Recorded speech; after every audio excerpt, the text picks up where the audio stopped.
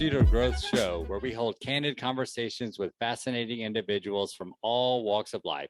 We interview each of our guests to learn about their passions, their successes, and their failures, their lessons learned, and how they have applied personal growth to their lives. At the end of every conversation, we gather key takeaways that we all can implement to better ourselves and the lives of those around us. As usual, I am joined by my good buddy, Greg Brinkley, here tonight, and a very special guest. Greg, how's it going, man? Man, it is going fantastic, and this is one of those shows that I'm extremely excited about because we have Michael Gruber, affectionately known as Grubes or Shoopy, as he says to tens of people. I will argue tens of thousands of people in the Dallas-Fort Worth Metroplex. He's been the music director for the Texas Rangers since 2020. Prior to that, he worked as the board operator at Sports Radio 1310 The Ticket, the music director of the Dallas Stars and the Dallas Mavericks. He was an audio engineer for Bally Sports Southwest, and I love this, the ambassador of fun for the Frisco RoughRiders. He loves the Rangers, the Ticket, and of course the Red Hot Chili Peppers, which is very convenient for making his work not ever feel like work. Grubes, welcome to the Pursuit of Growth show. Man, how you doing tonight? I'm good, dudes. How y'all been? Man, we've been fantastic, and at some point during this show, Sammy and I are going to bring up the fact that this is actually the second time you've been a guest on one of our podcasts. And I guess, Sammy, did we think it was like maybe 10 years ago? So I was able to find the audio. I have the audio from, it was 2011 was the last time we spoke. And we actually made some drops. We've got a couple of different things that we've saved, but we'll spare the embarrassment and we'll keep them here and I'll send them over to you. And maybe I'll add in and pepper in some of those when we edit in later on. I told you we weren't going to edit anything, but this is too good to pass up, right? That's fair enough. Yeah, and you know what, Sammy, we may have to go back and reshare that interview along with this one, just so people here can go back and kind of see what we were talking about 11 years ago. But again, we may want to go through it and actually kind of review it first before we put it out for the general public again. But I remember at the time we talked a lot about music, and that's how we wanted to start off this episode. So the three of us are all huge music fans. We've all played in bands. So we wanted to ask you one of our favorite questions that we ask friends, we ask people that we meet. It's one of those great networking questions for people that you're getting to know. But Grubes, if you could create your all-time dream concert, and you could pick any three artists, they can be dead, they can be alive, any genre of music, which three musicians or bands would you pick for your show and why? All right. Well, as stated in the intro, and as y'all definitely know, I love the Chili Peppers. So the first member of my band would have to be John Frusciante, who is the guitar player for the Red Hot Chili Peppers. He just came back after a 15-year hiatus to rejoin the band for his third total assignment with them. And so he's the guy that got me really into playing guitar or trying to play guitar. So he's been my longtime hero musically and just love everything about his style. And I also love his solo albums. He's a phenomenal, singer, just musician overall. So he's my first member. And then my second and third members have actually played in a band together before in Them Crooked Vultures. Mm-hmm. So I would want John Paul Jones, mostly known for Led Zeppelin, and Dave Grohl, known for Nirvana and the Foo Fighters. John Paul Jones, I would have him playing bass, and Dave Grohl would be drumming because he is an incredible drummer. That's amazing. Now, who are you going to have as the lead singer of this band? Frusciante. It was my thought. So he would play. Yeah. So sorry, I should have made that clear. He would sing and play guitar. I like the fact that you brought up his solo work because so many people, if they know who he is, they know him as a lead guitar for the Chili Peppers. Mm-hmm. And maybe they know about his stints with the band and then his time away and back and forth. But a lot of people don't know a lot about his solo work. Do you have an album or do you have some suggestions to share if people want to learn a little bit more about him, where they should go to listen or what they should listen to? Yeah, so I love pretty much all of his solo albums except the first couple, which he basically admitted we're kind of done either while on drugs or for the purpose of buying more drugs.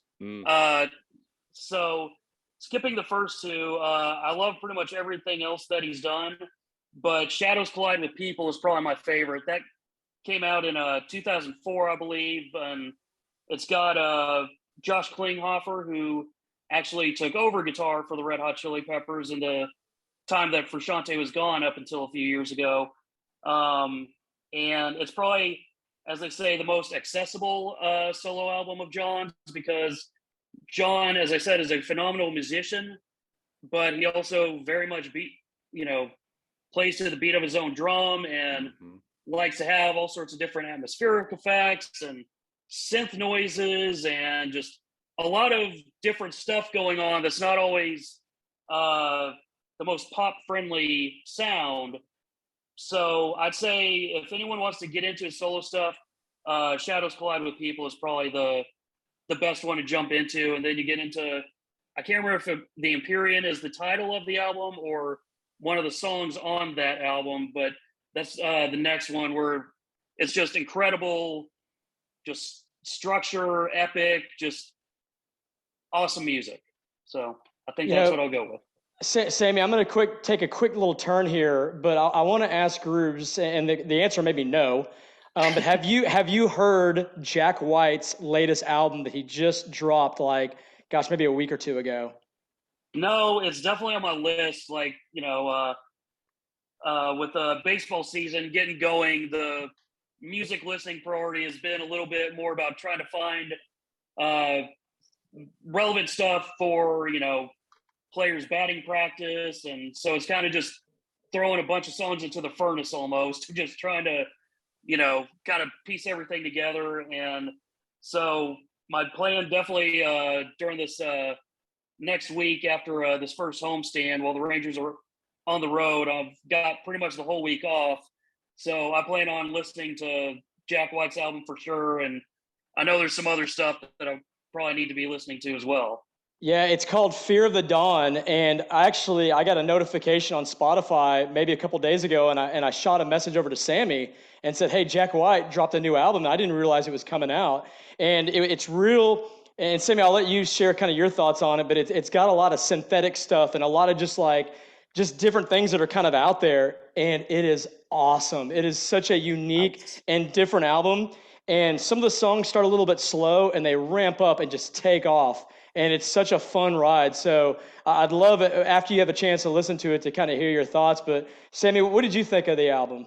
Yeah, I think that's one of the key things. It's got a lot of grit. It's got a lot of fuzz. It's got a lot of interesting concepts in the way that it's formulated all together. It's such a Jack White type experience. But then he really brings the heavy. And I was telling Greg, I was like, man, this shit hits. Wow, this is good. And I was out for a walk listening to it, and I was head bobbing along as I was going. I was like, wow, this is different than anything you hear on the radio right now, or anything that I've been listening to here lately. So I was really excited to see him come out with something that's just really unique. And I know that a lot of people are going to have a lot of opinions on it, so I'm kind of waiting to read any critiques about the album just yet. But I know I like it so far. I think it's really good. Yeah, I love that. Well, Grubes, man, we want to jump right into some of your early years. So we've talked a little bit about music, and a lot of the show is going to focus on sports. And that is your life. That's one of your passions. But what were some of the influences early on in your life that led you into both music and sports as a major interest? Man, that's a good question. I guess musically, my dad was always great about listening to music. He always seemed to have a pretty decent sound system in the living room, the classic 1980s, was it Panasonic maybe, the all silver, super kind of futuristic looking, just audio system. And obviously playing the Beatles, but Elton John, Jimmy Buffett, Carole King, just kind of spanning, everything from 60s to I guess mid 90s when I was a kid. Just, he has a great taste in music. And so that definitely helped kind of imprint all these songs and, rhythms and everything into my brain.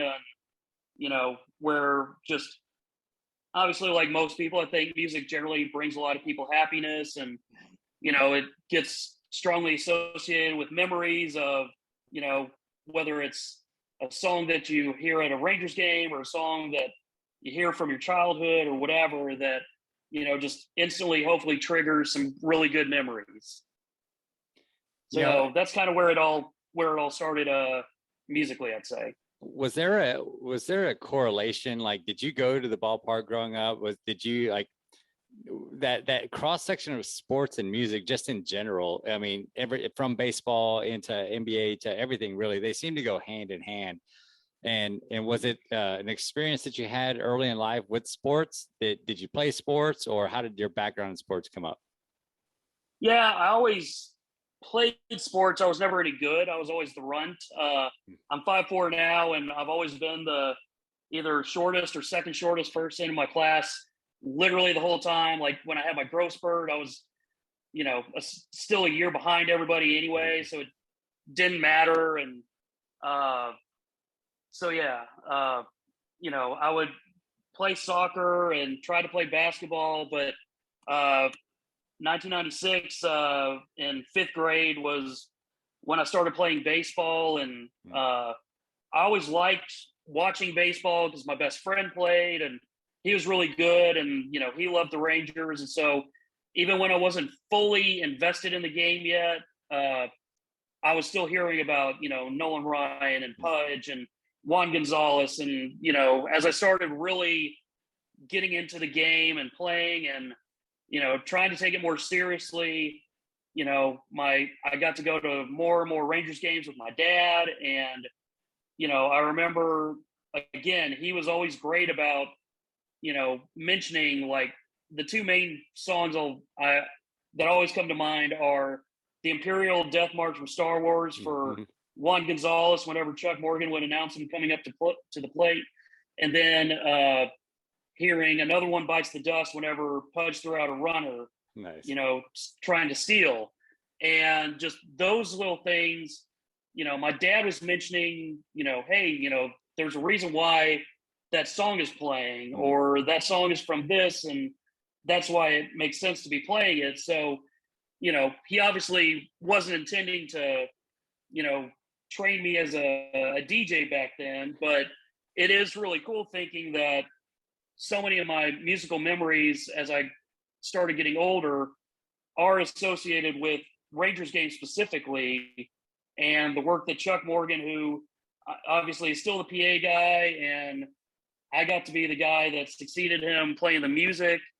And to get to be able to do that, it's still incredibly cool. And so I think I have my dad especially to thank, but I do want to give a shout out to my mom too. She always, we always had a piano in the house, and because she played, and she would always downplays herself as a musician and all that, but she's a really good piano player even to this day when she does sit down to play. And so combination of all that, music and sports, it really is kind of a crazy coincidence or something that it's all kind of been able to distill into pretty much every step of my career to this day.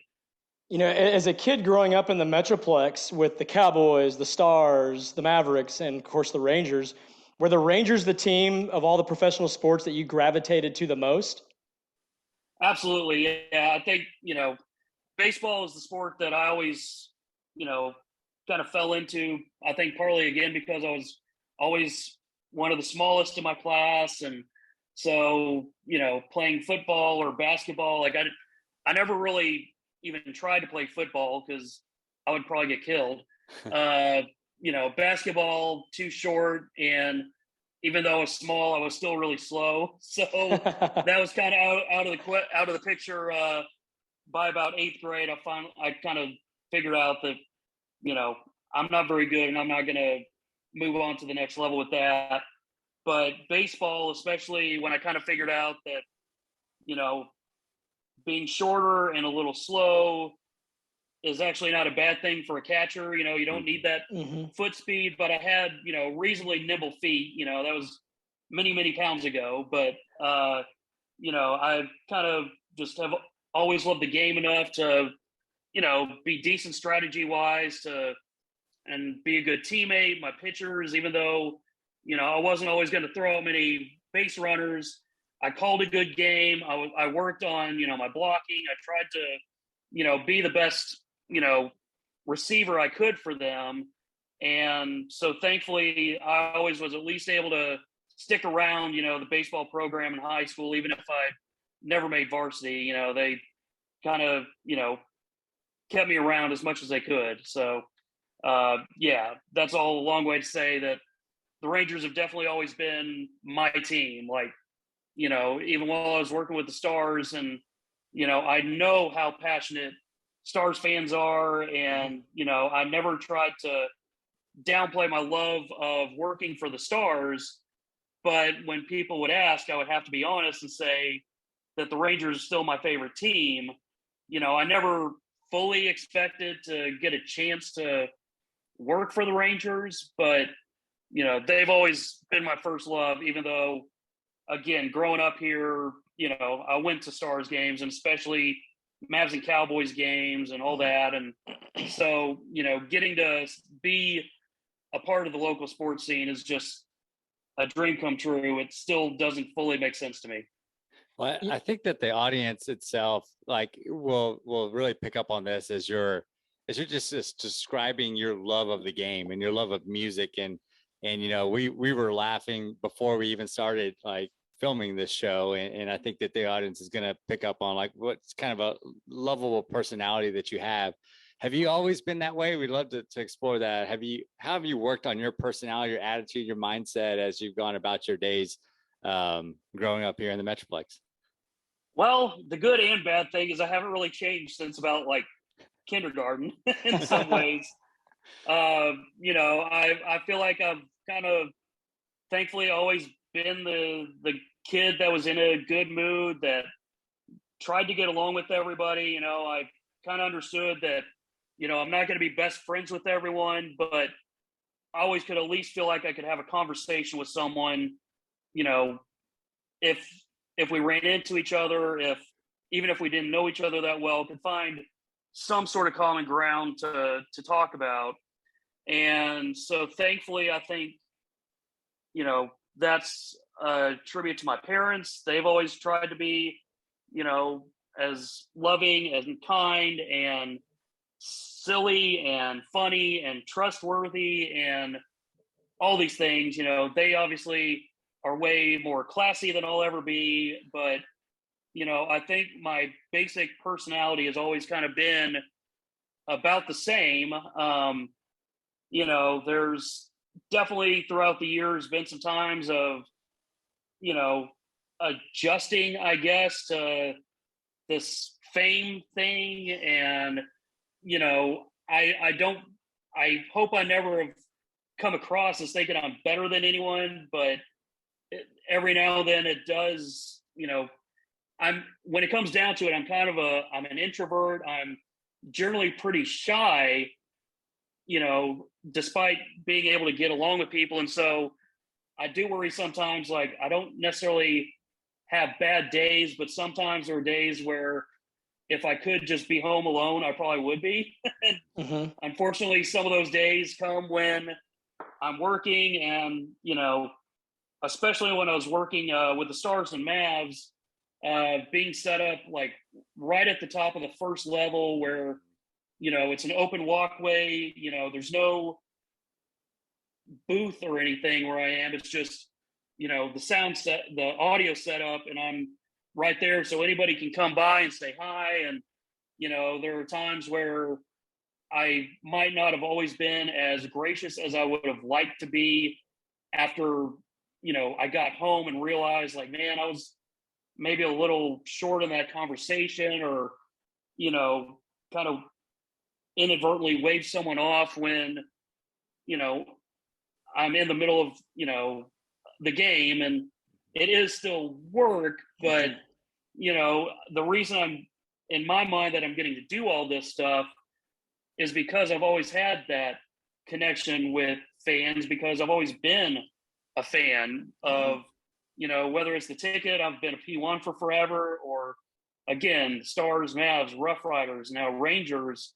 I love all those teams. And so that's the one thing I've always kind of, you know, tried to be more mindful of as I've been doing this for coming up on 20 years, is making sure that, you know, I don't let the introvertedness overpower the awesomeness of, you know, how much I enjoy what I do. Yeah. So I hope that all makes sense. No, that makes perfect sense. Yep. And it as you were talking, it made me think of something, and it kind of goes back to you talking about growing up, and you and I can relate, I think, a lot. Now, I got to be honest with you, I tower over you in height. I'm 5'5", so I've got a good inch on you. Damn it. Yeah. So, but what's Show interesting is I grew up in a small town in Central Texas. Well, what used to be a small town. And I grew up there since I was in kindergarten. So I knew everybody. You know, my elementary, junior high, and high school years were awesome. I never had a problem with being teased for my height or being picked on because of my height until I got to college. When I went to college and I was kind of a new kid in this brand new place, I started getting the comments and people saying things. And, you know, my reaction to it was kind of aggressive and fighting back. And, you know, I had to really learn how to deal with people that would, quote unquote, pick on me. So I was kind of curious. I read a little bit in an article that Sammy and I found online that you mentioned that you'd never really experienced physical bullying, but you had to deal a lot with just, especially being a kid, the comments and those type of things. And that being such a critical thing for kids now growing up, where so many kids have anxiety and depression and fear of just being around classmates because they're different.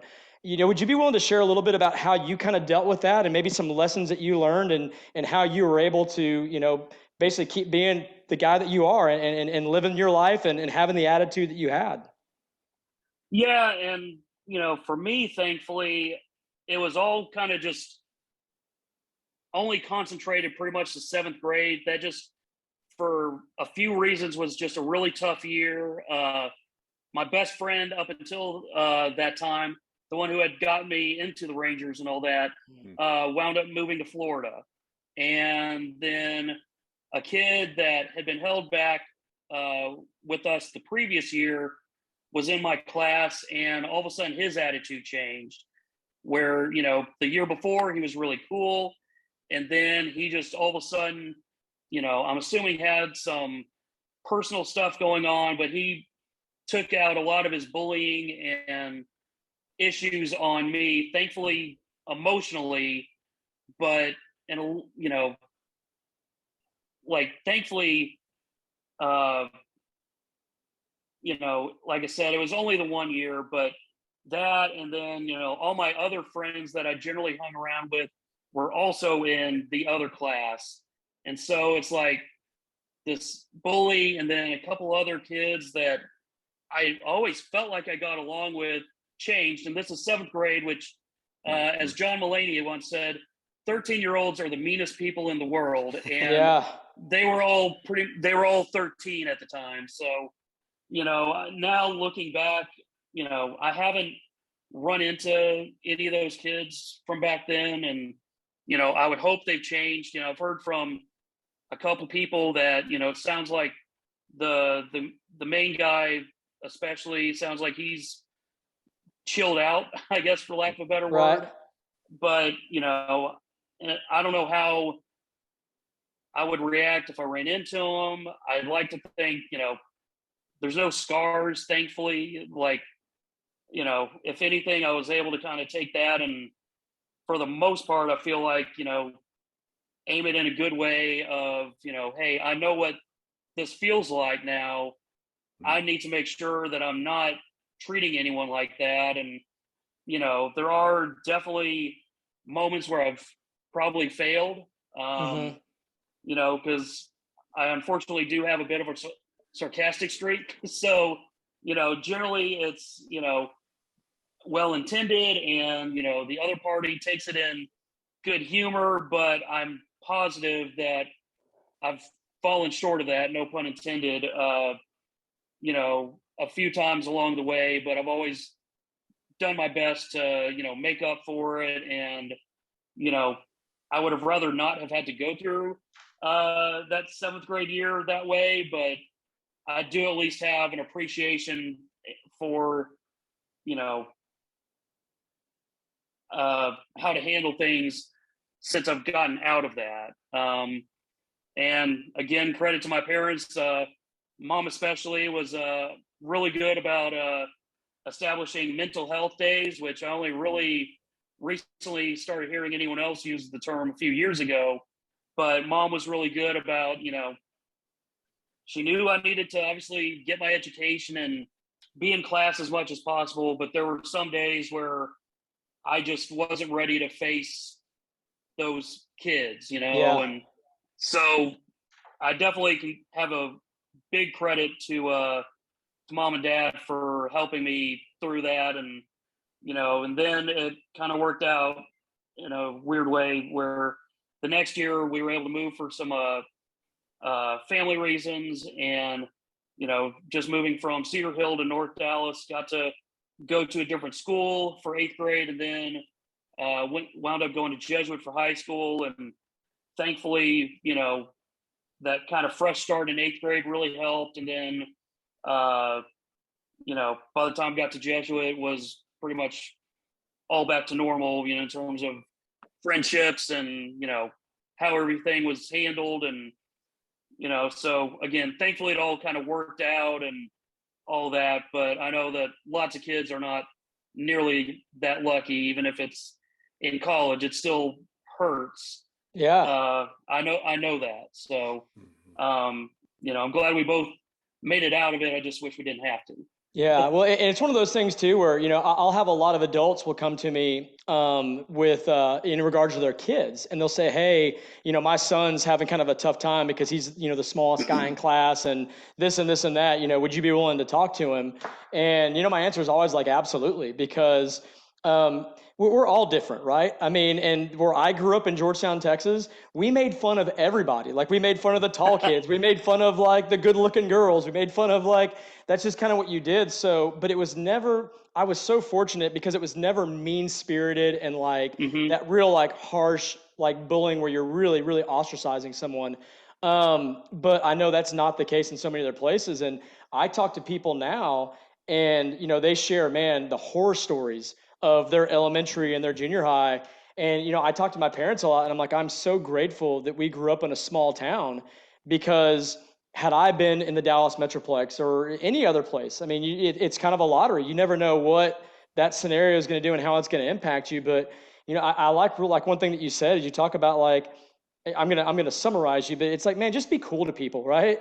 And like, I Right. think that's a lesson that you learn. And if you go through it, if you're teased or you're on the opposite end of that, you kind of realize, man, like, okay, well, now I've learned how I like to be treated. I'm going to do that for others. And at the same time, also like be cool and like have fun with stuff. So be sarcastic, have fun, but just don't take it too Yeah. far. There's a difference between roasting your friends and bullying your friends, you know, Right. like, you Yeah. know, if a friend makes a short joke, or like the guys at the ticket, you know, call me a hobbit or whatever, like that's different than some, you know, dude at a bar that I've never met, you know, saying something similar and, Right. you know, with a lot more venom behind it. So yeah, there's definitely differences, and it is a weird thing. Like, you know, I never really got made fun of for being short. Like, you know, it used to just be like a little competition between me and one of the other kids that, you know, we were always one or two in terms of shortest, but it was always funny. Like, we never felt like it was bad or we were made to feel different I about love it that. or Yeah. anything like that. So, you know, kind of like we were saying, it's difference between bullying and roasting and just having fun with friends. So, you know, I'm glad that we've gotten to, you know, still roast our friends, but not be mean to them. Yeah, Absolutely. I've got 2 young daughters, a 7-year-old and a 6-year-old, and one thing that I kind of fear going up into the middle school, even elementary school ages, are and girls can be girls are a different animal altogether. But even just thinking about some of the things that, you see some of those high school girls, even those like teen drama movies about, all the girls picking on each other. I don't really know how to prepare them just yet, but I really like the fact that what you said, like you were able to kind of come back and reflect on it. I actually wrote that note down, but just reflect on what happened to you, and it taught you different ways to treat other people, because you wanted to be treated differently as well. And I think that's a great mindset to take into it, especially if it's like for me and other parents that may be listening, that maybe we can use that as we teach our kids about that. It's like, remember that old golden rule, treat people how you want to be treated, I think is a great way to go about it. And secondly, just in the workplace environment, working with, anytime you actually have a meeting or like, have to do something with somebody who just doesn't have a great attitude, who's just not really digging what they're doing, they always kind of bring the room down. So it's always fun to be the guy that has the joke, or like, it's enjoyable to work with and that kind of stuff as well. So having that positive mentality and that positive mindset as you're going into those interactions throughout the day, it can really light up a room and just make things more fun, even if it's you're working together on a spreadsheet or something like that.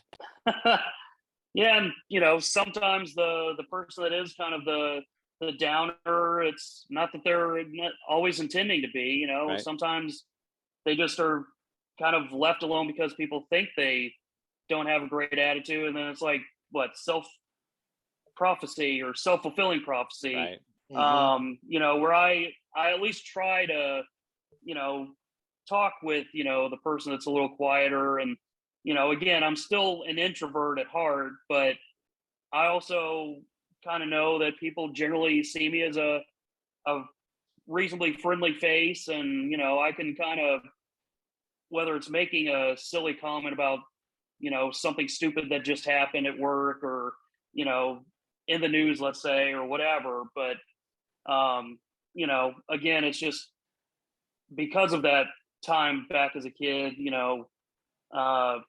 just trying to have the better attitude. And you can't really control how people respond to you when it all comes down to it. But, if you're generally always the nice person, it makes it a lot harder for them to stay mean to you if they know that it's not really affecting you, or, if it does make you cry, at least do it away from them.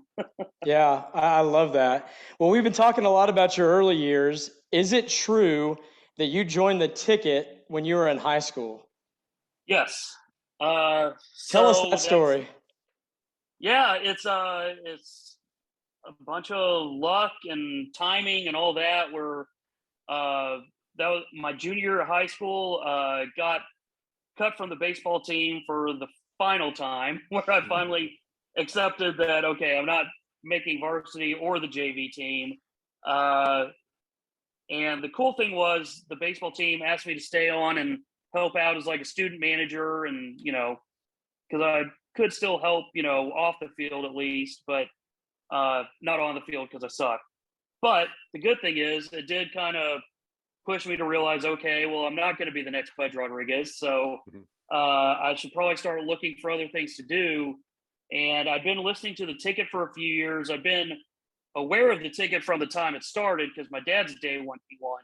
He claims that he's the third caller ever on the air with Skip Bayless on the first day. I have not been able to recover that audio, but if I do, that's my holy grail. So I'd always been aware of the ticket, and once I really started getting into the ticket, because of the fart drops, because of the rants, because of the hard line, I knew that the more I listened to it, the more I felt like I might have something to offer. Definitely not on air, but I was fascinated by the drops. I didn't fully understand how they happened, but I felt like, as I'm listening, like a lot of P1s, I'm kind of following along with, Expo at the time in the afternoon, and Big Strong Jeremy still there in the morning, listening to them and thinking, okay, if I was playing drops, I think I would be about to play this. And sometimes I was right, sometimes I wasn't, but again, it all just fascinated me, and I wanted to be part of it somehow.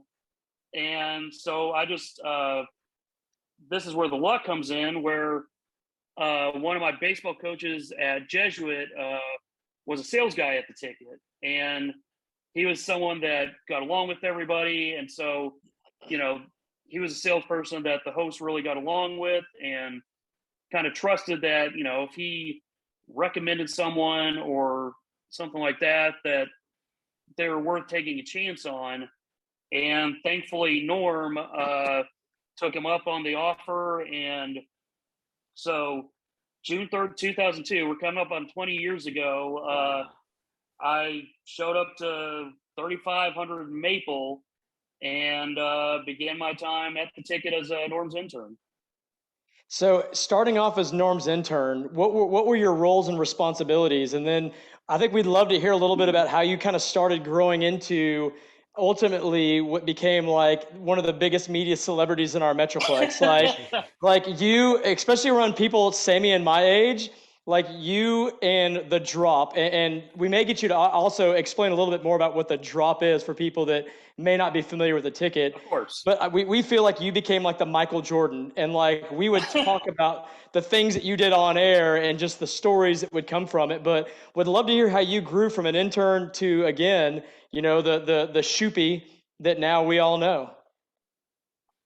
Yeah, it doesn't fully make sense, but so with Norm, I was his intern. I was kind of like an assistant producer the way that Norm works. Like, if you were an intern for Bad Radio at the time, you were mostly just archiving audio, literally listening to full shows off of DAT, digital audio tapes, and recording them into, our rickety audio computer, and then, storing it however they did, maybe onto another DAT, I don't know, but that's kind of was the limit of what Bad Radio interns did. But with Norm, if you showed that you could put in the work and all that he would start trusting you to help him out more and more with topics for the show and printing out stuff that he needs. And he's not having to ask you to print stuff out. It's just you kind of figure out what he needs each day, and that with the help of Mark Friedman, Frito, his producer at the time, being able to really kind of make sure that Norm had everything he needed.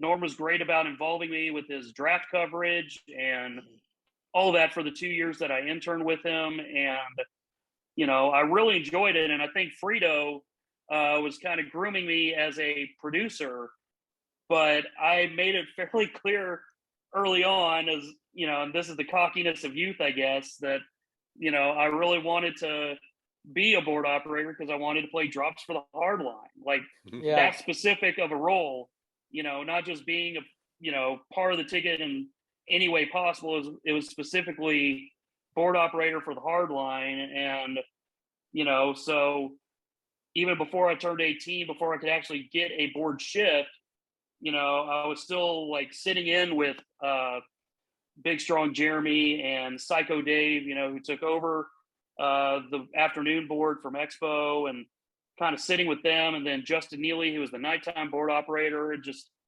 trying to learn as much as I could. And then a couple months after I turned 18, I had trained enough to be able to take my first shift overnight, and, just kind of thankfully had the opportunities to move up, as much as silly as it can sound, up the board op ladder on weekends first. And then when the position opened up in the afternoon in 2004, I took the Bad Radio portion of the shift, and Justin Neely took the hard line and kept the night show.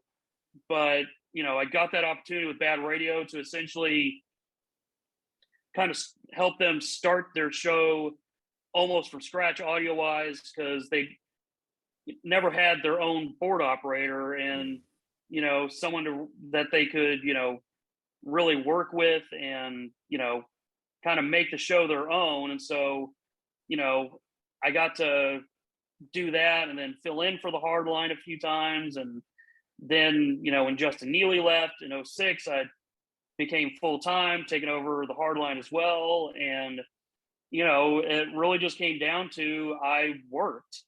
I thankfully listened enough that I understood how the guys talk, the rhythms of, how they talk and when they're probably going to pause, when they're, going to kind of leave a space for a drop to happen. So it's not just, oh, I played it, you're welcome. It's no, I'm playing it, with as close to perfect timing as something like that could be played. And, I was generally able to do that just because I kind of spent so much time when I was working, those overnight shifts when no one else was in the building, and just listening to all the drops in the system and, putting together my own like setup of how, drops placement would make sense for me. And just, again, thankfully having that opportunity so young, and at least until I dropped out when I became full-time with the hard line and bad radio, my parents supported me financially. And then when I dropped out, they kind of said, well, you're kind of on your own now. Yeah, which was fair enough. And I knew that if it came down to it, they would help me if I literally had no money, which did kind of happen a couple times. I wasn't making a lot of money, even though it seemed like a lot at the time. But even at $25,000 doesn't go too far over a year. But so I did kind of have that 2, 3, or 4 years leading into becoming the full-time board operator, where I was still going to school, but the hours kept cutting back as each semester went on. And I just became more and more a part of the station by just being there, being around. And looking back, there's definitely things that I kind of cringe about now, where I was staying in the control room even during bad radio and into the hard line until Danny would kick me out of the room, but I just wanted to be around the ticket and wanted to be part of things so badly that I didn't want to leave. And, the combination of that plus working my way into being good enough at the job where there wasn't really a whole lot of choice in terms of choosing anyone else to take over those board op roles, I just kind of willed myself into it, I guess. You when we talk about the ticket, if someone's listening to this and they're not familiar with the station, or they're not from the Dallas area, which you don't have to be from the Dallas area to know the ticket. It's the Michael Jordan of sports radio. And I mean, you could also probably even say it's the Mick Jagger. I mean, the station took on like a rock star persona in terms of it was much more than a station you listen on the radio. There was events throughout the year. I mean, we could probably spend an hour and a half just talking about what the ticket did. But you were a major part of that for the time that you were at the ticket. And again, for people that are in the age bracket of Sammy and I, we would listen to shows many times just to hear the drops that you would play. I mean, it was that big.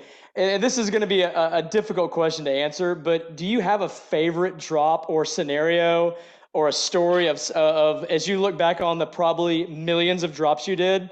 Is there one that just kind of stands out to you in front of like, that was a good one, that was a great story? Man, probably not without potentially getting myself in trouble at this point. Some of the stuff, things were a little looser back then, but yeah. I'm going to leave this just for the people that are P1s.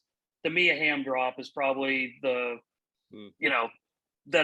Bob drop that I played for Mia Hamm, I guess, is probably still the best time thing I ever did. But, the fun thing was I wasn't looking to, well, maybe a little bit of attention, but I did it because the drops that I did because I thought it made the show better. I thought it helped move the show along. It helped make it funny. Just, I was part of the team. Like, I got along so well with Bad Radio, and I got along so well with the guys on the hard line. The guys on the hard line, especially me, Shoopy, Mike Reiner, Corby and Danny Bayless. For a few years there, like, we got to hang out a lot after the show, and just winding up at the same concerts together or the same bars, and just having that chemistry. And then same thing with Bad Radio, even though it was all pretty much contained to being at the station. But Bob and Dan, like, they'll admit they're not the easiest duo to work with, because they want the show to be so good all the time, and it's a lot of pressure to put on yourself. And they care so much, and they knew that I cared, and I wasn't gonna do everything perfectly, but I hope, always knew that I was putting in the effort to make it good, make it fun. And to this day, like, I a couple days ago got to join Dan and now Jake, the Hang Zone, as they're called now, got to join them on opening day of the Rangers, and to still even be invited on the air 10 years after I've left is incredibly special to me, because I'm such a P1, because I still listen as much as I can, even though I wind up listening to music a lot more because of work. Mm-hmm. But it's such a special thing to me. My love for it is still there, and I'm just very thankful for the 10 years I got to be there. And the fact that people still care about me, the fact that y'all still want to talk to me all this time later, and all that is just, it blows my mind, because I know how many people have worked at the ticket, but never quite got that break. And they're kind of not necessarily forgotten, but they're just never really known about. Mm-hmm. And there's plenty that are more talented, that probably had higher aspirations than being board operators. But for me, for that time and for that role, it was just perfect for everything about my skill set, my desires, my sense of humor. As I still consider working at the ticket, the most perfect job that I'll ever have, even though playing music at Rangers games is an incredibly close second now. Just everything I got to do at the ticket, it was my life. And it still is, but I'm very thankful for that time. I want to give the audience a little insight there about that, because again, we do have people that listen from all over the place. That the ticket, like Greg mentioned, is like the Michael Jordan of sports talk radio, and it's more like each show that's on there has like its own kind of personality, its own flair, its own differences. But one thing that's pretty common throughout is that something that you made mostly famous was that the ability to play those drops and to have the drops, and that's one thing. Well, what a drop is a snippet of audio that typically is well timed to fit in with the conversation, that makes it, like you mentioned, either makes the conversation better, enhances it makes it flow, or totally derails it. It's just funny. Yeah. Makes everyone laugh. So, and I'm so happy. It happy. can be both. Yeah. I just got like so much joy right there, because one of my favorite drops is always your laugh that they would insert into certain conversations. Mm-hmm. So, I feel like we got just a little drop right there just by having you to be part of that. But, well, and I also wanted to share, Sammy, for anyone that's interested in the Mia Hamm comment that we were talking about, if you Google Mia Hamm, Bob Sturm, do a couple clicks and you can probably get that particular drop. Yep. But that's actually, Grubes, that's one of my all-time favorite as well. And I can still remember hearing that live. And it just completely cracked me up. It's one of the greatest things that I've listened to on that station. But man, you are so much more than the ticket. And as amazing as that experience was and what you did there, what you've done since is really, really fascinating and really interesting. And so Sammy and I are excited to chat a little bit about that with you. But can you talk about when you knew it was time to make it? That's a tough decision to go from a place where you love the work and you can tell that whole ticket organization just seems, at least on the outside looking in, like it really is a family. What was it like to have to leave? What led you to make that decision? And then tell us a little bit about how you progressed from the ticket.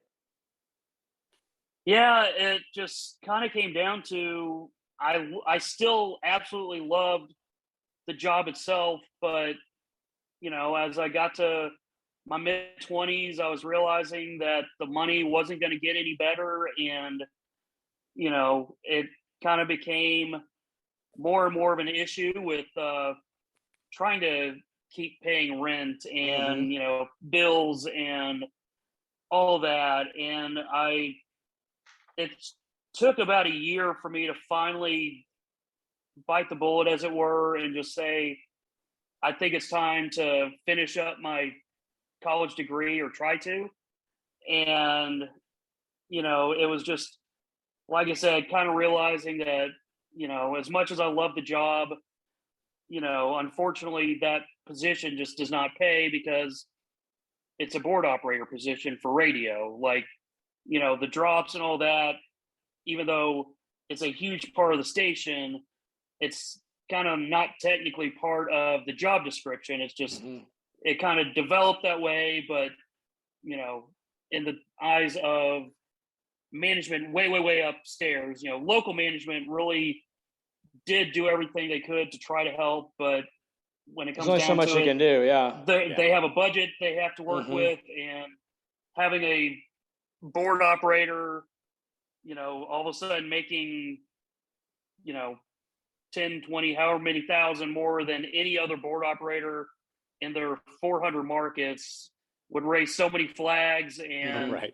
all that, are they laundering money? Like, what is going on here? Right. Right. Like, what? Yeah. How do you explain this? And so, when I finally accepted that probably wasn't going to happen, it still took, like I said, a year for me to, accept that I, had to pretty much make a decision on, I could have 100% job satisfaction and zero money satisfaction, or I could try to find, eventually something that got closer to the middle, or at least, a little more favorably towards the money side of things. And so I left to try to go back to college. I intended on getting a business degree and all that, adult stuff. And, then within like a few months of my getting to UNT, I started hearing, from Jeff K, the Dallas Stars PA, and now the Dallas Cowboys PA guy, that the Stars were interested in, maybe having me be their DJ.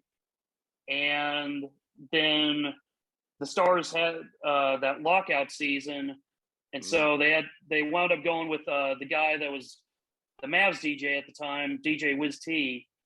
And then after that year, Wiz decided that, he's already, teaching full time. He, he does a lot of work with the Mavs. And so adding the Stars onto it was a little much. So the position opened up again. They called me in to, do an interview, and got the opportunity there. And to go backwards just a little bit, I had an opportunity to start training at Bally Sports Southwest, as an audio engineer, and all that was originally intended to just be kind of a way to keep my foot in the door of sports, and also a way to make some decent money, on weekends, because that was the original plan. Was I would just work, Saturday or Sunday shift a couple times a month, just to keep a little bit of money coming in. Well, they were putting you on TV. They were putting you on TV then, right? That was a few years later. A few years later, okay, got it. I'm jumping ahead. I'll back off. Yeah, I'll back you're off. all good. But at the time, the business degree wasn't going well. I already could tell like there was too much math involved, and so I was about to switch over to an RTVF degree, radio, TV, film. But with getting the Bally opportunity and the Stars, I realized that it's something that would be really enjoyable. They're a little bit more stable jobs financially, and so I dropped out again from college. But that then did lead to opportunities with the RoughRiders and doing a web show for Bally, and getting to be the Mavs DJ, and just kind of doing all these different things. And part of it I would think is because thankfully I still had a decent reputation from my time at the Ticket, and made a lot of friends while I was there. So it's like I was working at these new places, but I already pretty much knew everybody and they knew me. And so I kind of got lucky in some ways, but I at least didn't mess up the opportunities enough to not keep getting more. So I hope that answered the question. Yeah, we want to talk a little bit about, you talked about your time with the Stars, which I went to a Stars game recently and took my daughters for the first time, and walked by, and it is so open. And you're right, the fans are just so passionate. It's a very unique situation. But transitioning into like a role with the Rangers, I want to talk a little bit about that, because we know your passion for the Rangers. Tell us a little bit about what you do there, and then how that role kind of came about. Yeah, so I guess overall, like, the nice thing is, from my time at the Ticket, I'd known Chuck Morgan for quite a while. Like, I met him probably, I think it was like opening day 2006. I went to the game with Dan McDowell, and we got to go up to Chuck's booth and say hi. And like, we kind of talked on the phone when he would like be a guest on Bad Radio or the Hard Line. So I knew that he knew me, and I knew that, he was a P1, and he enjoyed the drops and all that. Mm-hmm. And he knew that I was a Rangers fan. So I think he always kind of had that in mind. But, I think when I took over the Stars music job, that's when I think the wheels turned really quickly for him, that, at some point when he is ready to give up the music, that I could be a candidate. And, that just we had just kind of a informal conversation, probably about once every year or two, for over the course of 7 years, just kind of like, okay, time's not quite ready yet. Or, I'm just, there's still some stuff that I need to do before fully ready and all that. But then when the new ballpark got announced, that's when I think, things really kind of started going into motion. And, Chuck reached out and more or less said, it's baseball time in Texas. Nice. For me, I'm never going to try to impersonate him, but, thankfully, just because he knew that I was such a Rangers fan, and my time working with the Stars and Mavs and RoughRiders, he knew that I could read a crowd. He knew that I understood, everything that goes into that job. And again, he knew that with me being such a Rangers fan, he didn't have to tell me to play Ring of Fire by Johnny Cash if, a pitcher's in trouble, when we're up to bat, stuff like that. Like, he knew that I knew the basics, and that, I would be able to ask the right questions. If I wasn't totally sure on what to do, I would at least have an idea of what I needed to do. But he's been such a phenomenal friend and mentor, and just through these, weird couple years of, 2020 being my first year, and, not having fans in the building up until we all of a sudden are hosting the playoffs. And, so I'm not only having to do the music job, but I'm playing the crowd noise and crowd responses off an iPad, and just all this stuff being thrown at me.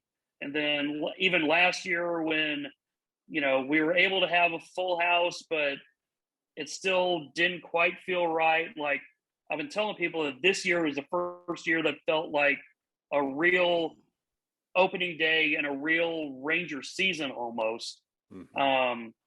So it's just been definitely a wild ride, but Chuck has been such a steady hand at the ship, and Chris Reicher, the game day producer, who I don't totally know his job title still because he does so many things, but both of them have just been phenomenal to work with, and everyone on the crew has been so welcoming. And I've been able to just kind of slip in almost, and it does feel a little weird just personally for me at times, because again, this is only my third season with the team, but because I play the music and because it's such a big part of the presentation, it's I get that that's going to be a focus, and because there's enough people in the Metroplex that know who I am, that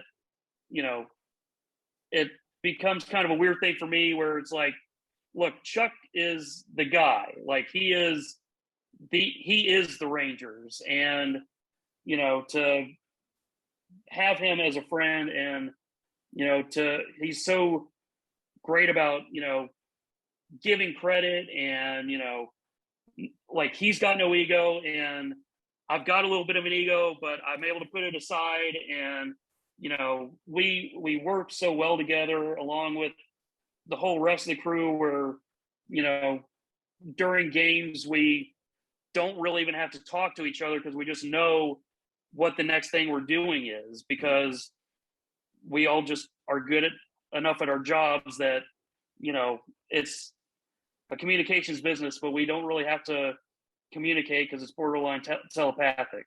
Yeah, Grubes, you mentioned earlier about reading a crowd. This fascinates me. Can you maybe share a story or maybe give an example of what that means, or how you go about doing that during the game, and what music, how you kind of go about just the whole keeping a crowd engaged, or encouraging a crowd to do something that you want them to do? It is really like a performance. I mean, you're like the conductor, right? Yeah, it's kind of just improvising. And again, I think because I've been such a fan of the Rangers, and also being a Stars fan and all that I'm able to pretty easily put myself into the place of a fan in the crowd, of like, how would I be feeling right now? Would I get pumped up if I heard a certain song or a certain type of song? Or is it a moment that, okay, it's kind of nothing's really going on, don't really need to go crazy, so I just don't even need to play anything at all. But then being able to ride, like, we hit a double, I better have something exciting to follow up with it. Or if we have two strikes on a batter, and we have our video board saying, go crazy, we can't hear you, and I better have something good to follow up with that. And so it's almost, I don't have a full-on plan. Like, I have a bunch of stuff ready, where I know that the certain song would work, or I think this song would work because a song like it worked before. And I guess that's where a little bit of the music knowledge definitely helps, is you don't want to play Welcome to the Jungle 20 times a night. So you might play Welcome to the Jungle once, but then you play Welcome to the Party, or Iron Man, or Hey Y'all, whatever. Like, finding stuff that can give off a similar feel and all that, but it's not a playlist. It's I've got things categorized, like, to where I have an idea of what I'll be playing, but it's also going to vary depending on how crazy the crowd is. Like, I'm not going to play Welcome to the Jungle if it's just, a single in the first inning that, is our first hit of the game. But if it's a double in the bottom of the ninth, then all of a sudden, oh, we got something here. So, we're going to go nuts. And, so I think some of that just improvisation comes from my time at the Ticket, where, most of the time I didn't really know what we were going to talk about because I didn't really want to, because I thought, the host and the producer already know more or less what the show is going to be about. They haven't necessarily talked through their opinions, but they obviously have known each other long enough that they know how the other generally tends to think. So they have an idea of how things potentially are going to sound when they're discussing, but having me as a little bit of a wild card kind of added a little extra dynamic energy to it. And same thing with Rangers games, where, something Chuck and I talked about of, someone asked me, I think it was last year, how far ahead are you planning stuff? Like, do you literally have a playlist and just kind of go through it? I'm like, no, I'm usually thinking half an inning ahead at the most, because I don't know how that next inning is going to go. I don't know how we're going to do on the mound. I don't know how we're going to do at the plate until we're in it. And, so if we have a really exciting inning, I don't want to be playing some boring, some low key song. I don't have boring songs. But, if we have a really cool, fun inning at bat, I want to follow it up with something a little higher energy and kind of keep it going. And then, kind of work on ramping back into kind of a evenness by the time we get to the next inning. Just crazy idea, but the average baseball game is right about probably 3 hours. I'm thinking for just one game of the season, you should just ramp it up. And from the first pitch to the final out, just nothing but just hard rock, like hip hop, Or just all like Welcome to just the like a Jungle rage every single time. God, that'd be exhausting. There's like 300 pitches in a game. I think even at that point, like, you'd get people like on the field turning around and looking up and saying like, oh yeah, like, yeah, there would be discussions had about my performance. And that's kind of the fun thing, though, is, because I feel like baseball especially, like, provides the best opportunity for the most genres of music. Like, before games, I tend to play kind of lower key, like, so I play more country before games, kind of older songs and, just ballpark staples, essentially, stuff that Rangers fans have known, since coming to Arlington Stadium. And, obviously I still, just like Chuck did, try to work through all the different decades and stuff. But again, that's kind of, it's just lower key, calm music, because before the game, people are mostly just wanting to be able to talk to their friend right next to them. Right. They don't need to be getting blown out by, AC/DC, right? Hip hop beats or AC/DC. And then, some games literally are just kind of like a ladder, I guess, or, diagonal ladder. Like, they start low and then you end on high.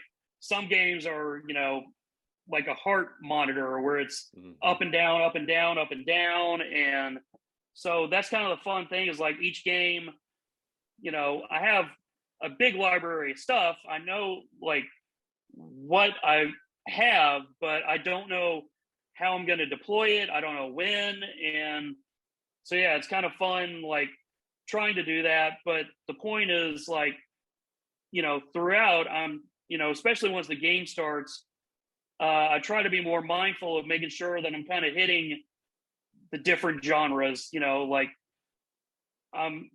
we don't play a ton of hip hop songs, but, hip hop beats can make for good, crowd noise, prompts. And, a few of the players use hip hop and, occasionally use hip hop to like react to a player's hit or something like that. But then you still want to hit, the current hits of today. You want to play, you know, the different types of rock, some pop, some dance, you know, because we want to make sure that the kids are, you know, getting into it, and, you know, hopefully, you know, the game kind of can keep growing with the kids as it did with me, where, you know, they hopefully remember, oh, I had a lot of fun at the park because I got to dance and I was on the Jumbotron, or the scoreboard, I should say, because I guess Jumbotron might not be an official sponsor thing, but you know, it's really fun just kind of trying to checkerboard all the different genres, but also making it make sense with the flow of the game. You know, that was a great question I wanted to ask you about. Is like, do you show up to work with your briefcase full of music, right? Is it like you come with all the things that you need, or is like every song, every sound effect at your disposal and you have to kind of collect and mold it? So, you know, I've got just a big library of songs, and, you know, we've got a computer at the ballpark that I basically load all my music onto. Like, I do most of my work at home, and then I've got, you know, a Dropbox account, you know, that I upload any work that I did for the day onto that, download it onto the computer at the ballpark, and then it's all there. And the program I use is called Sports Sounds Pro, and, you know, with that, I'm able to work on stuff at home, you know, move stuff around on that program, and then send that file to the ballpark as well. So then it's all organized, you know, and I just have to download it when I get there. So, you know, I've got pretty much every track that Chuck ever played in his 38 seasons playing music for the Rangers. I've got however many other songs that I brought in, you know, a big iTunes playlist of stuff for players' batting practice, and then music for, like I said, when the doors open, it's just kind of calm, you know, kind of just walking around music. And like I said, it's all just kind of organized in a way that makes sense for me. You know, I've got a big, you know, set for, you know, when we're on defense, between innings, when we're on offense, and, you know, just making it make sense for me. Like, I spent a lot of days during the off season organizing and reorganizing and all that. And I'm still going to keep reorganizing stuff throughout the season, just as, you know, I either realize maybe I'm playing something too much, or it's not getting the response that I was expecting, or, you know, it's just trying to work in other new stuff. You know, and new might mean a song from the 80s that just hasn't been played at the park in a while. But, you know, that's kind of the fun thing, is I've got so many songs and so many genres and all that, that if I do my job right, hopefully no one can complain about, oh, all I heard was rock music, or all I heard was this type of music. You know, it's, you know, the philosophy of, you might not like everything I played, but you'll like some of what I played. And, well, you know, that's kind of how you have to treat it when you got upwards of 40,000 people, right? You know, that you're trying to all get on the same page, and, you know, reacting and, you know, getting loud when we're trying to get them to get loud, and, you know, clapping along to Let's Go Rangers or whatever. And so, you know, it's kind of, if I do it right, you're hopefully thinking, well, I just had a good time at the ballpark.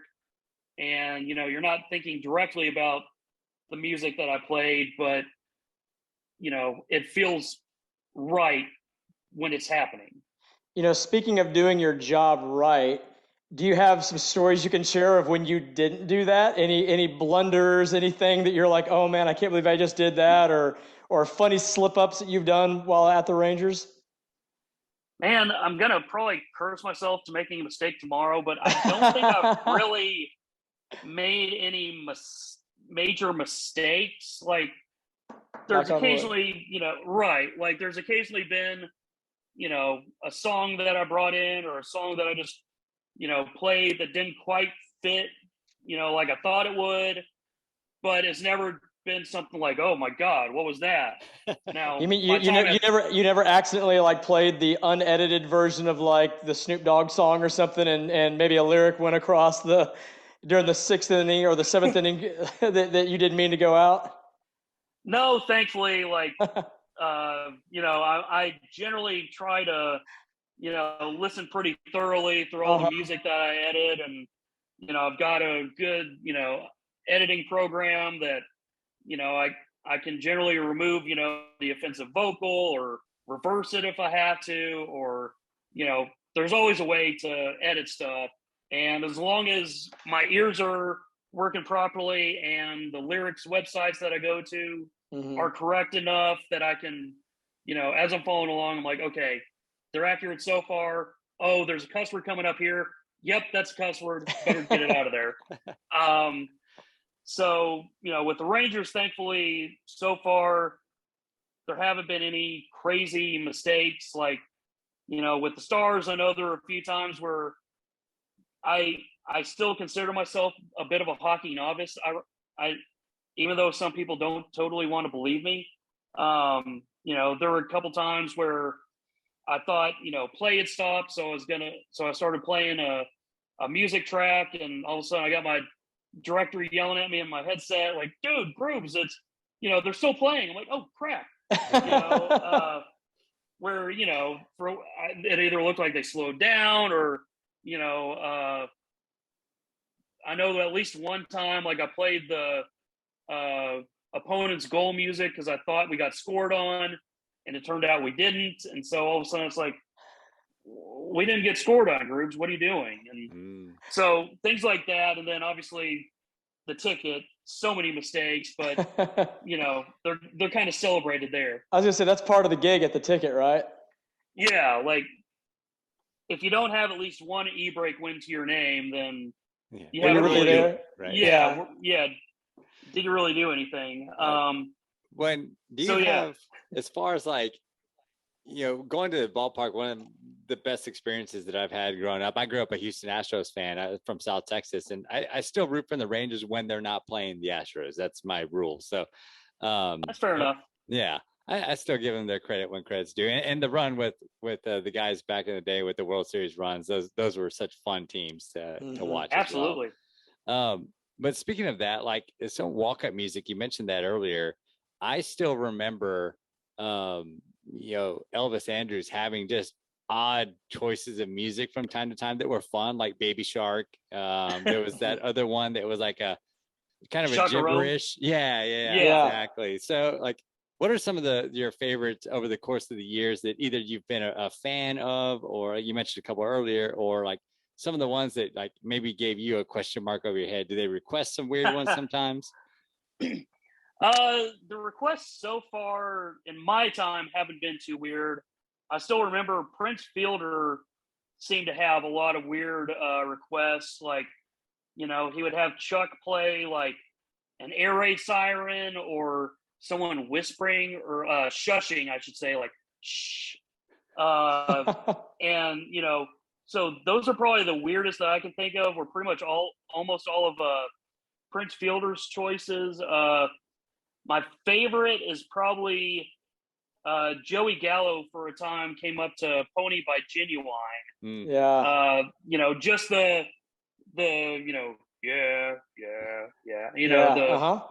instrumental part. Couldn't really get into the the vocals, but that was always one of my favorite songs, growing up, which probably explains a lot about me. But it got you pegged. That one just always seemed to kind of get the crowd in a good mood, and so I think probably that would be my favorite choice. That I only got to play it a couple times because Joey liked to change his music up quite a bit, but I remember he used to use it quite a bit in the minor leagues. When I was at the RoughRiders games, I wasn't playing the music at the time, but I would know that he was at bat when I'd be hearing Pony, and it would always make me smile. When I think about music and the Texas Rangers, I always think about when we hit a home run and we play the theme song to The Natural. And I actually, growing up, I watched The Natural in the movie theater. It was one of the first few movies I ever saw as a kid. And I can tell you this, it was the first time that I ever experienced getting chills watching a movie. It was that powerful to me. Tell me that that's going to be a tradition that's going to continue to go on in terms of the Rangers using that song. Oh yeah. Like, when I was talking with Chuck about taking over the music and all that, like he said, the only requests he really has are keep it sounding like a Rangers game and keep the natural and Cotton Eye Joe, for the 7th inning stretch. Otherwise, Nice. He said he would trust me, whatever my choices were. Obviously, there's still going to be feedback from other people, that pay our bills, but, that's literally at least, as long as I'm there, I'm never changing it. Just like, when I took over with the Stars, they were kind of transitioning their goal song. They had Rock and Roll Part 2, and we don't need to get into that whole situation with Gary Glitter. But yeah. So the Stars got away from that song, in 2010, 2011, I think, and they tried a few different songs in between, that and my time, and I think they were already leaning towards it, but they asked me my feedback, my thoughts on what the goal song should be, and Puck Off by Pantera. I was like, I feel like that's the only choice. Like, if there's some other better option, I'm open to it.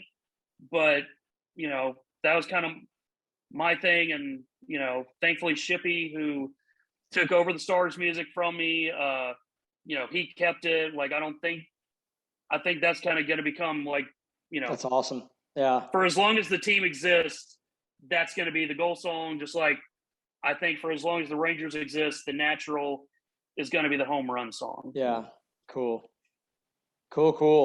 Well, speaking of music, that's been a big part of your life too. And we've talked about the Chili Peppers. We talked about your kind of dream band that you put together. Let's go a little bit more into the Chili Peppers. So Sammy, I'm going to throw this back over to you because one of Sammy's all-time favorite bands is the Chili Peppers. And he actually took me to my first Chili Pepper concert probably 5, 6, 7 years ago, which was incredible. But Sammy, let me throw it to you for some Chili Pepper conversation. Oh, man. Yeah, it's one of those things that they're one of those bands for me that have just almost reinvented themselves every time you hear an album. And I wanted to kind of start this line of questions with starting from the newest, like the newest one that just dropped. What are your overall thoughts of it so far? Have you had a chance to really dig into it just yet? Oh yeah. Like, as much as I just said, earlier in the show that I hadn't really had time to listen to like Jack White's new album, stuff like that. I've made time for you made time for Chili Peppers, yeah. But it's definitely a grower. Like, when that the first single got released, Black Summer, I was thinking, okay, this is going to be an interesting album because Anthony Kiedis is singing like a Irish pirate or something, and it was kind of weird, but for that month between its release and the new album, like I kept listening to it, and now I love the song. Yeah. And that's kind of for me how a lot of the album seems to be, that it's a grower. It's it's not going to immediately impress you like, Californication, that album, started off with Around the World with a big, distorted bass and crazy drums and high-pitched guitar, and it's just like, okay, the Chili Peppers are back. Right. And this one, it's calmer, but it's still got some really cool heavy moments. Like, the Chili Peppers are just such a, and I mean it lovingly, such a weird band. Like, they've even said, they're like, look, we can be stupid, we can be smart, we can be funny, we can be weird, we can be serious and introspective, we can be totally immature frat guy sounding. And that's kind of how just their sound has evolved. And even album to album, and, you know, song to song, you know, on, you know, having Breaking the Girl and Give It Away and Sort of Psycho Sexy, all and Under the Bridge, all on the same album. And, you know, every album they've got, you know, just this crazy, you know, set of songs that it all sounds like the Chili Peppers, but if you were to try to like individually categorize each song, it'd be almost like a totally different genre on each track. So I think that's partly why they've always stayed in my heart, is just because they do always change it up enough, even though, and I love Anthony Kiedis, he's a limited singer, but that's not what he's there for. Like, he's basically just another instrument, you know, within the band. You know, like a song like Can't Stop, most of those lyrics don't really make sense, but they fit perfectly with the groove of the song, the guitar part, you know, and that's kind of what he does. Like, they basically, you know, jam out an instrumental version of the song, and then Kiedis adds his, you know, vocals to it, and then Frusciante adds the, you know, backing vocals to really kind of bring it all together. And so, yeah, it's all that to say, it's probably not going to be like an all-timer record, but Unlimited Love is still really enjoyable for me. Yeah, and overall, I mean, just throughout the entirety of their entire catalog, you know, the depth that you mentioned there, like they can go deep, they can go funny, they can go unique and interesting, and then just there's so many characters. There's such a, like, again, affectionately weird group of guys that are all super unique, and just to watch them on stage. I remember we bought tickets. It's actually the only time I've ever seen them too, was Greg, was that time we went. And I remember scoring floor seats, and I was so excited. Nice. And we were at the back, I mean, the back of the floor, where like they were like this big, but I was like, we're on the floor at the Chili Peppers. And it was just great to see Flea doing his thing and everyone doing their thing and singing along, and just the amount of like again, the rhythm and the cadence and like all of that is more impactful, I think, than most of the words in most of their songs. And I've never heard anyone say it like that, you know, Kiedis is another instrument. But yeah, I think you're right. Like, it's just, it really does fit within who they are as a weird group of guys having fun. Yeah, and I think, you know, especially when they have Frusciante in the band, yeah, he's a guy that, you know, he readily admits, like, he totally contradicts himself on pretty much everything that he says about, you know, when he quit the band the first time, he couldn't deal with the fame. He didn't like the band becoming so big, even though he was a fan of the band, you know, before he became part of it. And then, you know, a few years into the second time there, when they get to the Stadium Arcadium album, you know, he's all of a sudden playing, you know, the Guitar Hero, where he's doing these, you know, epic solos, where, you know, the album before him, By the Way, all he wanted to do was play like really cool chords with, you know, Flea playing really basic bass lines. And so, you know, I think that's a big reason why the albums with Frusciante especially tend to be the hits, because they change every time, because Frusciante doesn't let them just settle into, oh, let's play some more funk, you know. Right. And you know, so obviously I'm biased because he's my hero musically, probably not as a person, but musically, right. You know, he's the one that makes the engine go. Like, Flea and Chad and Anthony are all awesome. They can still put out awesome records. I love the stuff they did with Josh, both albums, and especially, I don't know if you've heard I'm Beside You, you know, the B-sides from the I'm With You album, but those are better than either of the two actual albums. I agree. And, you know, so the Chili Peppers always keep it interesting, but John definitely just adds an extra dynamic to it that, you know, all the guys, you know, and even Josh admit, like, the chemistry is truly the four of them.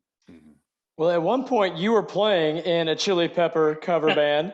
Are you still playing guitar these days? And do you still jam with friends, or do you still get in front of crowds and play a little bit? Yeah, like we haven't played in a while. We're all kind of, on hiatus, as I say. Just, the last couple of years, obviously, made it kind of tough to try to get together, and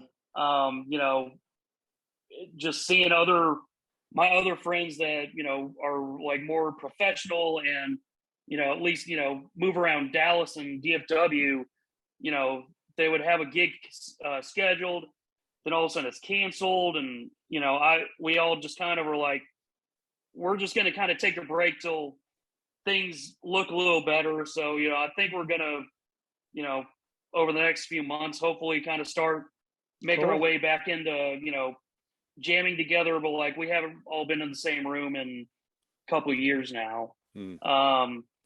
But even if we don't ever play again, the fact that I got to have a Chili Peppers cover band for 15 years at the time, as of a couple months ago, is pretty incredible to me, because I'm still not very good, but I've got really good players that all throughout the history of the band, always had really great bass player, always had great drummers, always had good singers, and then I've kind of been able to, fumble around enough to sound like I'm not totally out of place. So, kind of like my intro, the Ticket, the Rangers, and the Chili Peppers, like the fact that in some different ways I've gotten to be heavily involved, or happily involved, I guess I should say, with all three of those things. It's incredible to me. Well, I can tell you from experience that playing other people's songs is such a challenge. And Sammy and I, we played in a band about the same time you guys were getting started. And we decided very, very early on that we were going to write our own songs, because that way no one could tell us we didn't sound anything like the songs that we were trying to play. So that's we're a good idea. Yeah, so like if we make our own stuff, people, at least they can just say it sucks. They can't say it doesn't sound like Sublime or Chili Peppers or Foo Fighters or Green Day or whoever else we might have been trying to cover. So that was our workaround. Worked out okay. Yeah. Yeah. I don't have that ambition, so I'm happy to settle for a cover band of my favorite band. and Greg's being humble, because I think I helped write one song that, oddly enough, like was probably the last one we ever wrote. So maybe I broke up the band by helping write that song. Yeah. Sammy was our Yoko Ono. Dang it. Yeah. That's unfortunate. Very, very unfortunate. We'll have to get the band back together again. I think every time Greg and I spend in a couple of moments together, usually it turns out like we're getting the band back together. It's usually how it goes. So it's usually about one or two drinks into our conversations, we start reminiscing, and it's like, do you still have that guitar? Do you still have that bass? Yeah, I do. I still want to play. Yeah. It's always going to have that pull. Like, your life might kind of go up and down, and circumstances will kind of take you away from the band at times. But it's once you kind of get that opportunity to hang with one or two of the guys, you're kind of like, all right, I remember why we did this. So with you kind of reappreciate it. Absolutely. Yeah. And with your experience, like going, I'm sure you go to a ton of shows or went to a ton of shows and that kind of stuff too. Do you have any that really stood out to you as being some of your favorite shows that you've been to, and what made those special? Man, obviously Chili Peppers, I'm seeing them in August or September, I think August, whenever they're playing at Globe Life. I should know that, but that'll be my fourth time seeing them. They've all been awesome. But back in 2007, when they had Gnarls Barkley opening for them, and John was still in the band, I got floor seats like 8 rows back. I basically spent an entire month's paycheck. But I was on John's side, like 8 rows in front of his guitar amp, and it was incredible. Just awesome night. Locally, I feel like I've always had a great time, seeing Hard Day's Night, the Slack, which is Chris Holt's band for a time. And then just, there's all sorts of other local shows. The O's, they always put on a great show. And I feel like, it's been basically 2-3 years since I've really gone to see anything live. So I'm hoping to start getting back into that and hopefully have some more recent memories to tell you all about the next time. That was one of the things that during the the whole beginning of the pandemic and all of that, through which we were kind of all locked in the houses and couldn't really go anywhere, couldn't really do anything. I remember I told Greg this one time, like I work from home and was spending all my time at home, and then next thing you know, like I was just had one of those days where I was just like, I'm kind of over this. Like I'm done. And that was probably like week 2, right? It's like, yeah. I remember time didn't matter at that point. Yeah. I walked into my bedroom. I literally just laid down on top of the covers. I grabbed my phone and I just turned on a concert because I wanted to go like to a concert so bad that I just sat there and watched an entire concert. And it was a Foo Fighters concert. And I watched the whole thing from start to finish, and just remember feeling so much better after that. Like, okay, like I got that out of me. Like I got my recharge of like music and fun and people. And it was a great production that they did. I don't even remember what concert it was, but it's so important. I think that having that crowd interaction, that something you love so much, like that, being able to go and experience that. And I think you are able to do that with other people through your role with the Rangers as well, like giving them that experience that hopefully they can take home with them and remember and talk about, and again, like seeing themselves on the big screen while they're dancing around being crazy. I think you're able to impart that same kind of experience to other people, and hopefully it lifts some people's days up, even if the Rangers were to lose. Yeah, and that's kind of the great thing about music, is that it is so personal. Even if you are in a group of 40,000 people, you still remember going to the game because of a certain song, maybe, or like you said, a concert where even though there's all these people around you, it feels like it's just a show for you, at certain moments. And it's just such a personal and communal thing that it's got some magic to it. Well, Grubes, you have such an interesting career path, and you've done so many really, really cool things. Have you spent much time thinking about, 5-10 years down the road or past that? Do you have any thoughts of what could be next, or any aspirations of what you may do? Honestly, it's just keep working for the Rangers, and just at this point, like, I just want to keep doing the games, and then kind of see what comes of it. Like, hopefully, pick up, some more work here and there, with the team. But really, like, because my career has been so fun and, kind of weird and crazy at times, like, I've kind of given up on trying to plan too far ahead, because you just never know how things are going to go. I have certain hopes on how things will go, but I've really, especially, hate to keep drawing back on the last 2 years, but having a lot of time, to really spend by myself, isolating and all that, really getting to just appreciate what I've got, and I think, it's a natural thing to always want to keep progressing, and I absolutely do too. But it's also okay to enjoy the view from the top of the mountain when you're on the top of the mountain, in whatever way that might be for any person. But that's something I do kind of wish I had done a little bit more over the years, because all the jobs I've had have been so fun. But I think was always kind of that thought of, okay, what is next? And it's if you don't move, you die, or that kind of, was it the shark mentality, which I never fully subscribe to, but so many people do, that it'll kind of get into the back of your mind of like, am I doing enough? Am I should I be doing more? And I finally am at the point where it's like, look, I get to work for my favorite team. I get to do listen to music all day as a job. And then I get to play that stuff for a bunch of people that hopefully I'm creating the same memories for them that Chuck Morgan did for me, 25, 30 years ago. So, whatever happens, but I just, really all I want to do is just keep playing music for the Rangers for as long as they'll have me. Love it.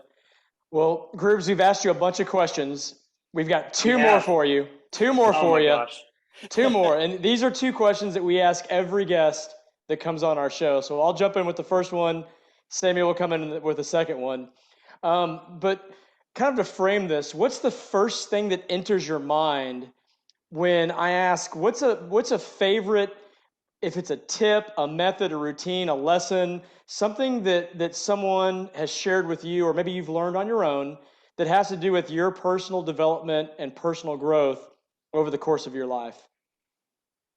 Man, I probably shouldn't have to be thinking this hard about this, but for me, I think it always has kind of come down to just do the best work you can do each day and try to be the best teammate you can be. That's something that, as much as I can occasionally have a bit of a ego trip at times, like I always wanted to be a good teammate. I wanted to be the person that, when I was at the ticket, the, other board operators, besides Jeremy, who always knew what he was doing, but, the other board operators could call on if, they're working an overnight shift and something's messed up and they can't figure out, that I'm the one that they call. And, at Bally, that tended to be the same deal where, if another audio person had a question, I didn't always have an answer, but I would at least do what I could to help, where, I was generally going to be the first person they would at least check with. And,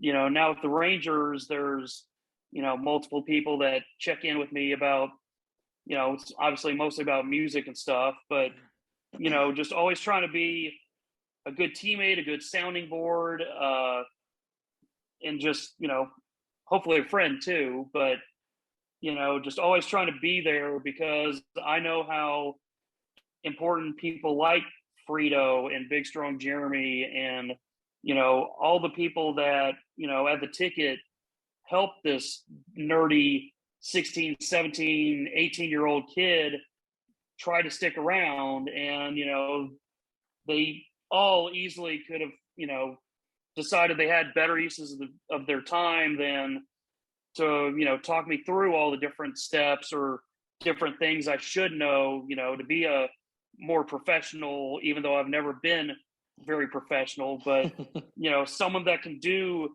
the job. So I think that's kind of it, is just put in the work and try to be a good teammate. Those are great answers. And when we get to this next part, I've got some comments about some of the 3 takeaways I have from this show. And I've got a whole notepad full of notes here. Oh God. About some great stuff. This question is kind of a hypothetical question here. So I'll give you this scenario. So our show, The Pursuit of Growth, we're going to create a time capsule, and we're going to ask all of our guests to write down a note and put it inside, and we're going to bury it. And 10 years later, we're going to dig it up and then open it and read our notes.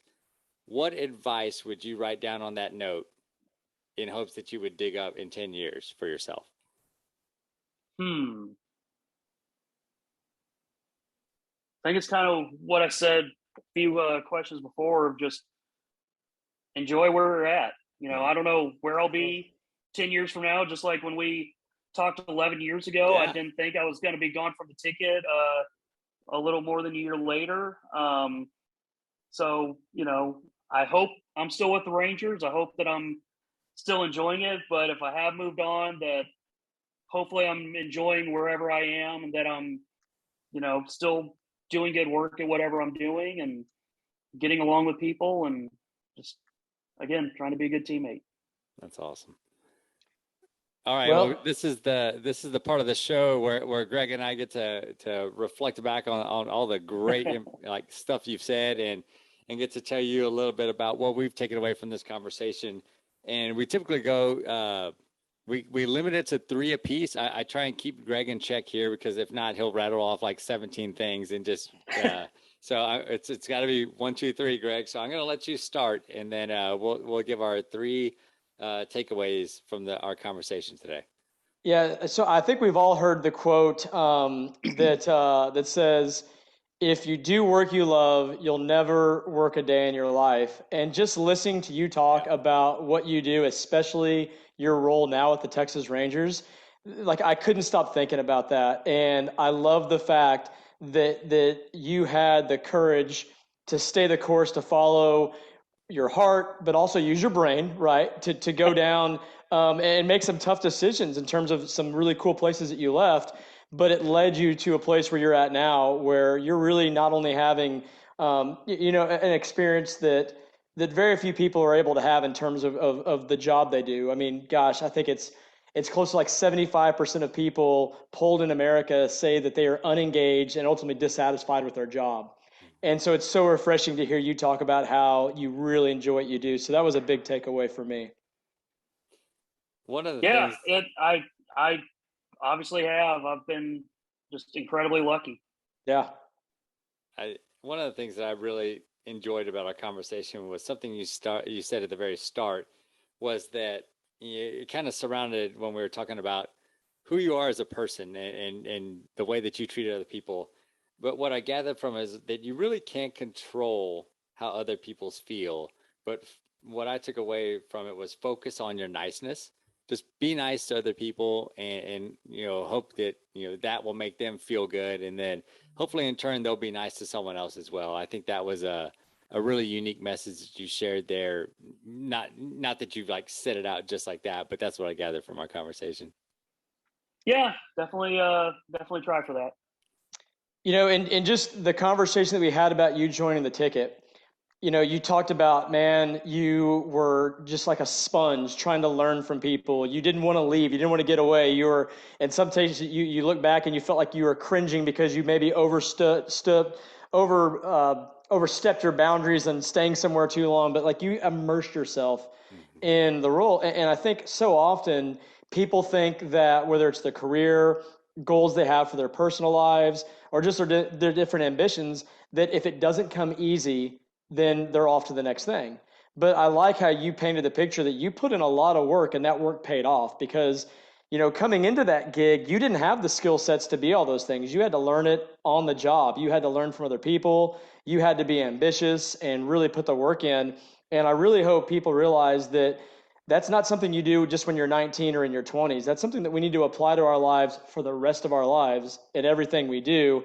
And then just to echo on top of that, you talked about like, just work with excellence and be a good teammate. And all that, I think, goes together. It's just a great takeaway. So I really appreciate how you framed that. Thank you. Greg took the words right out of bullet point number 2 on mine. Gotcha. So I'm going to move to number 3, but I have one that I had an extra one ready because Greg can usually read my mind. Number 3 was one that you're talking about just the entirety of your career, like, again, soaking up all that knowledge, was being around and being available. And I think that goes for like your craft, your career, and I hope other people take that too. Like, sometimes it just takes being there, just being in those situations as well. That's going to lead you to some really good things. So being around and being available is something really key takeaway. Grubes, over the last 10 years, I've become a big dork in like psychology, human behavior. Mental health is such a big issue. It's the big hot button of our culture in this time where people are just struggling with anxiety and fear and depression. And, Sammy and I, we wrote a book that covers a lot of things about personal growth and development, but mental health and attitude was a big portion of that particular book. But you said in 4 words something that I wish and I hope and I still pray that eventually we will be able to help more people come to understand. And that is, you said, enjoy where you're at. Mm-hmm. I mean, that is just profound wisdom. And if we can get people to truly adopt that, we're going to see so much of that negative mindset and just the issues that people have in terms of not being in a joyous state where their life go away if you can just be happy where you're at and appreciate and be grateful for the things that you have and not envious or jealous of the things that you haven't gotten. And I really love how you said that in 4 words. And my last takeaway was something that I was reserving. I was hoping that Greg would not say, which is the simple phrase of listen to more music. I just think that Yes. nothing bad can come of that if you just listen to more music. Yeah. Whether it's music you've always loved or new music, just it really does have a bit of a therapeutic effect. And, you know, again, it's such a personal thing that, you know, when you're at home listening to music, you're the only one that's getting to hear that song as far as you're concerned in your world. And, you know, so it doesn't matter if a million other people are listening to the song at the same time. You don't know that. You're just enjoying it because you get to enjoy it. Yes, that's great. All right, Greg. Well, with that, we're wrapping up the show. So, Greg, take us home, and let's put a bow on this one because it was been a really enjoyable conversation that we've had. Yeah, this was so much fun, and I'm excited to see you at the ballpark this season. Yeah. So I'll be planning on coming out several times. And man, this is the opportunity we'll give you to give kind of your shameless plug for people that are listening to the show. If they want to reach out and connect with you, are there ways they can come and kind of, you know, connect, see what you're up to, and learn more about Shoopy, Grubes, Michael Gruber? Yeah, at the ballpark, I'm still kind of trying to figure that out because unlike the AAC, you know, my spot at the ballpark is kind of set in an audio booth inside of a control room, inside of the press box, like secured area.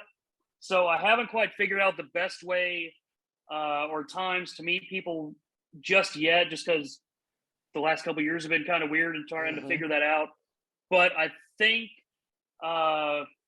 most games between 5 and 6, you know, when, you know, if it's a 7 o'clock game, the first hour after doors open, after the crowd gets in, if anybody wants to try to meet up with me, shoot me a tweet at tweet Grubes, but don't follow me. You can just tweet me and you'll save yourself a lot of headache. But I would say generally before a game, you know, the first hour or so, I can usually get out of the booth and meet up with people. After that, things start moving kind of quick. Yeah. And then after the game, we can also usually meet downstairs on the first level behind home plate at Chuck's booth. That, you know, security tends to let people congregate around there. They tend to kick people out pretty quick if they're hanging around, you know, anywhere else. They're trying to get everybody out of the stadium. But if you can't meet up with me before, let me know, and we should be able to meet up after down at Chuck's booth. Very cool. And of course, you can learn more about Live the Pursuit of Growth at our website, which is www.livetpg.com, where you'll have access to our blog, more shows like this, and you can purchase a copy of our book, The Pursuit of Growth. But with that, Sammy, I'll kick it back over to you to wrap it all up. Yeah, just like Greg said, like, it's been such a great, enjoyable conversation. I can't believe it's been 11 years since the last time we had a full-length conversation like this. And I really look forward to experiencing the new ballpark, knowing that you're there, and just thinking I will get a smile on my face every time I hear music while we're there, because I'll know that you're the one playing. And I hope we can get a chance to go and meet up with you and spend some time at the ballpark and seeing how you get to do your job. But it's been a blast. It's been so much fun. There was a ton of wisdom in this, and I think our audience is really going to be able to pull that out as well, and just see that you're a great guy to talk to. So I hope it doesn't take us another 11 years to link back up again. Yeah, we'll shoot for like 2 years. That works. Yeah. Awesome, man. Well, with that, man, good times. Go Rangers.